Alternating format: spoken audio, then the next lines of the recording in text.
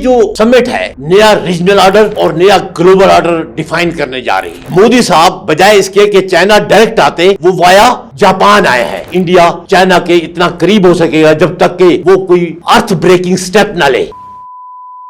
S C او سمٹ China میں جاری ہے، آج اس کا اختتام ہے، لیکن اس ایس سی او سمٹ کے ساتھ چائنا کی جو ملٹری پریڈ ہے 3 سپٹمبر کو ہونی ہے، وہ اس کے ساتھ لنک ہے۔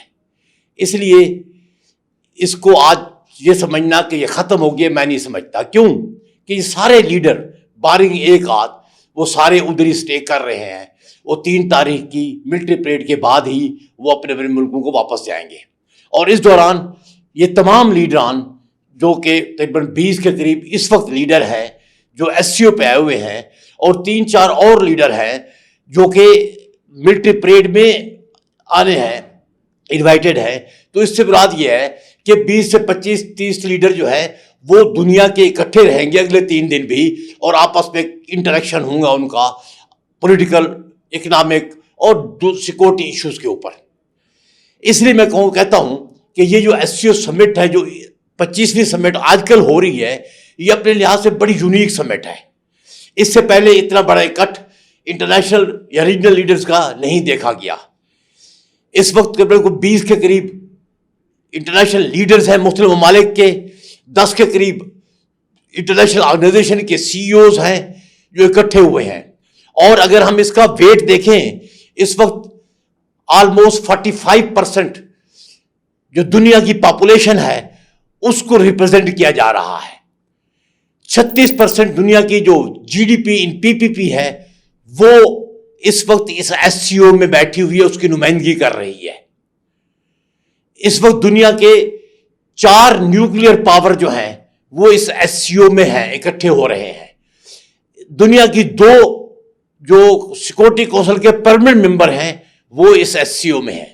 آپ اندازہ لگا لیں کہ یہ ایس سی او کتنی طاقتور میٹنگ کو ریپرزینٹ کر رہی ہے۔ یہ واحد ایس سی او ہے جس میں اس وقت South East Asia, East Asia, South Asia, Middle East, Central Asia, Eurasia اور یورپ، ان کے ممالک ریپرزینٹ کریں، بلکہ افریقہ بھی ریپرزینٹ ہو رہا ہے۔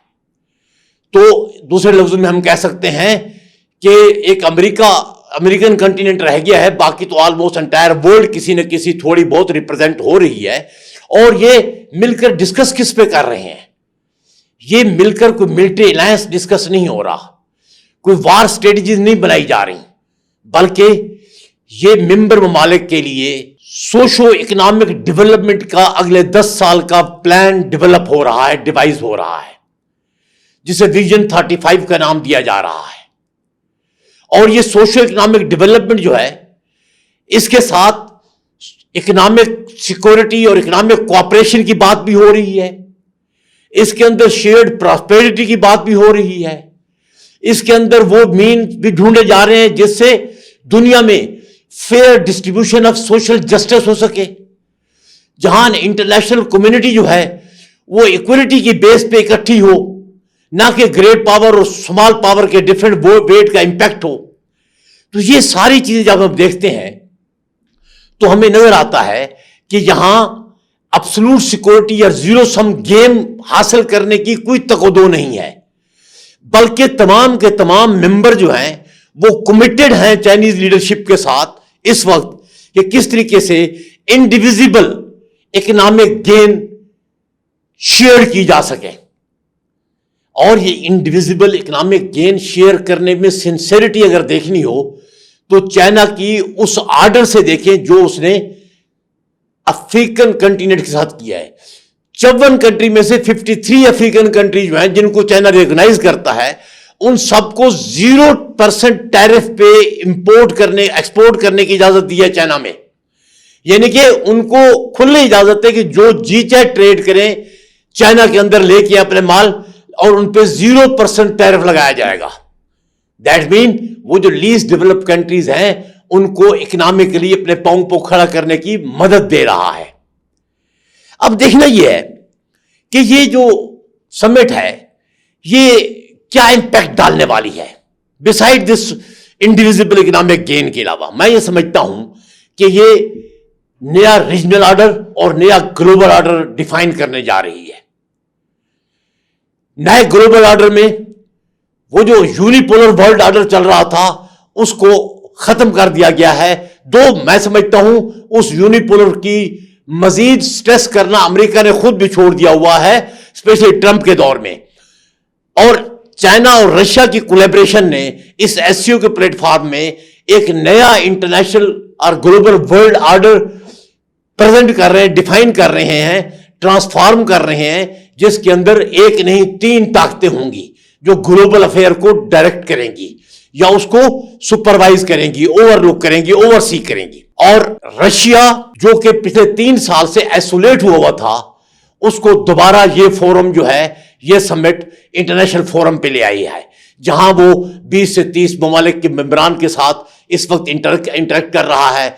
सोशो पॉलिटिकल डिप्लोमेटिक फोरम पे बातचीत हो रही है उसकी, और ना सिर्फ बात हो रही है बल्कि वो रशिया जो बिल्कुल दीवार से लगा दिया गया था अमेरिका और यूरोप की तरफ से यूक्रेन वार के सिलसिले में, आज वो इंटरनेशनल फोरम पे ग्रेट पावर यानी कि चाइना के साथ मिलकर स्टेज पे बैठा हुआ है और नए ग्लोबल ऑर्डर को डिफाइन करने में शामिल है। और मैं ये समझता हूं ये जो समिट है इसके एंड पे चाइना एक वेल रैकेंड ग्लोबल लीडर बन के आ रहा है, इसमें कोई शक नहीं। चाइना पहले ही इमर्जिंग लीडर था और इकोनॉमिकली लीडर था। इकोनॉमिक में लीडर क्यों कहता हूं? इसलिए कि उसकी इकोनॉमी अमेरिका से $10 ट्रिलियन कम थी, कोई शक नहीं है। उसकी $40 ट्रिलियन है यूएसए की, इसकी 30 थी। लेकिन फर्क क्या था? American economy 35 trillion trade deficit के साथ चल रही थी और उसका हर साल का जो ट्रेड डेफिसिट था वो भी तकरीबन $1 ट्रिलियन के करीब था, $900 बिलियन के करीब।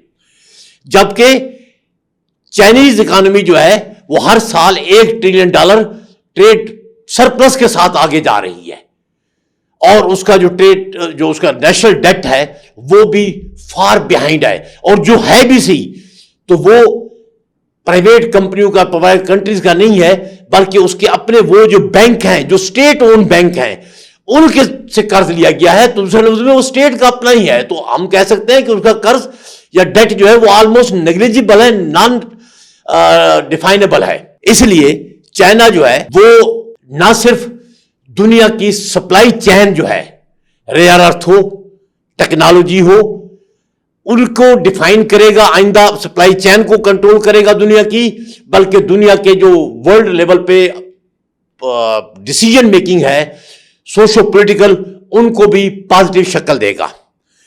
और देखना यह है कि इसमें इंडिया, जिसको कहते हैं कि वो ट्रंप के 50% टैरिफ की वजह से वो चाइना के करीब चला गया है, दो इट इज क्वेश्चनेबल, मैं समझता हूं वो ट्रंप के नहीं, वो माई कन्फ्लिक्ट के बाद फोर्स होकर, मजबूर होकर चाइना के करीब हो गया है ताकि चाइना को मजीद अन्याय ना करे, चाइना के और पाकिस्तान के कैंप को थोड़ा सा उसके दरमियान स्पेस क्रिएट करे।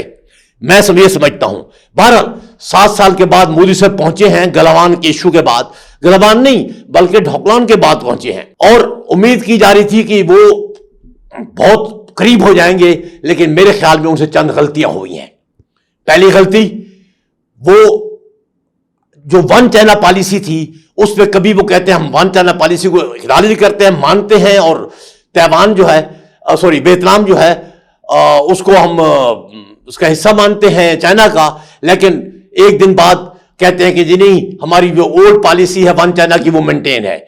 दूसरा वो गलती ये करता है मोदी साहब, बजाय इसके कि चाइना डायरेक्ट आते, वो वाया जापान आए हैं जो कि आर्च राइवल है चाइना का, और वहां पर वो क्वाड समिट अटेंड करके आ रहे हैं। सो कॉल्ड क्वाड किसके लिए खिलाफ है? क्वाड वो मिलिट्री अलायंस है जो चाइना के खिलाफ है। दूसरे लफ्जों में मोदी साहब चाइना आने से पहले चाइना को सिग्नल दे रहे हैं कि अगर मुझे तूने गले न लगाया तो ये 2 चीजें हैं जो मेरे पास हैं। दैट इज समथिंग जो मेरे ख्याल में चाइना को कभी काबिल कबूल नहीं है। यही वजह है कि चाइना के प्रेसिडेंट की और मोदी साहब की कल जो मीटिंग हुई है, उस मीटिंग के बाद कोई खास कोई आउटपुट नहीं है। وہی 2-3 گھسے پٹے سینٹنسز ہیں کوآپریشن کے جو فارن منسٹر جو چائنا کا 10 دن پہلے گیا تھا انڈیا میں، اس کی میٹنگ کے بعد جو ہوئے تھے وہی ہوئے، اور تو کوئی خاص نہیں ہوا. ٹریڈ تو پہلے ہی ان کے درمیان ہو رہا تھا $130 بلین کا، اور وہ ٹریڈ ابھی بھی جاری رہے گا، بلکہ اس سے بڑھے گا، کیونکہ اگر امریکن کی منڈی ختم ہو جاتی ہے تو چائنا کی منڈی تو ہے. تو اس وجہ سے اس میں یہ کہنا کہ انڈیا جو ہے وہ ٹریڈ سرپلس گین کر پائے گا ناممکن ہے، بلکہ انڈیا کا ٹریڈ ڈیفیسٹ اور بڑھ جائے گا.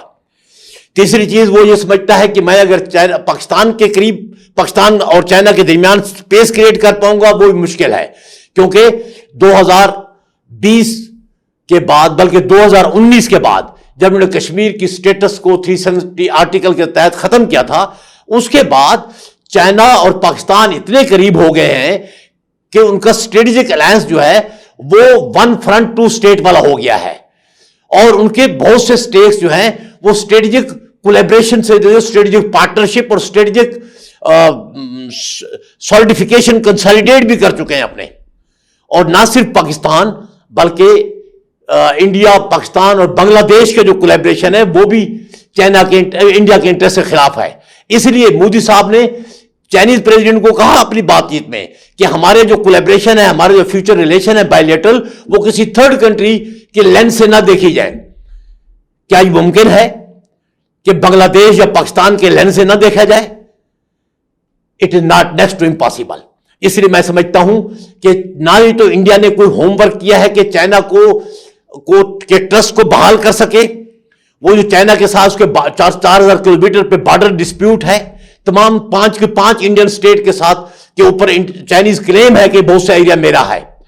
اس کے علاوہ تبت کا ہے، دلائی لاما کا ایشو ہے، کشمیر کا ایشو ہے، گلوان والا ہے، وہ جو لداخ میں ان کا ابھی تک ان کے جو ہے وہ ایسکلیشن جاری ہے. تو میرے خیال، اور سب سے بڑی جو ہے جو سی پیک کے خلاف اس کی پراکسی انڈیا کی چل رہی ہیں بلوچستان میں، وہ بیسیکلی ڈیمیج کس کو کر رہی ہیں؟ پاکستان کو کم، زیادہ تر بیسیکلی جو چائنا کا اکنامک انٹرسٹ ہے، جو اسے گلوبل موو فارورڈ ہے، اس کو ریٹارڈ کرنے کی کوشش ہے. اس لیے میں نہیں سمجھتا ہوں کہ انڈیا چائنا کے اتنا قریب ہو سکے گا جب تک کہ وہ کوئی ارتھ بریکنگ سٹیپ نہ لے جس پہ وہ پیس کو ریئل سینس میں قبول کرے، خطے میں امن کرے، اپنے نائبرز کے ساتھ بیٹھ کر مسائل گفت و شنود سے حل کرے، تب بھی ممکن ہے.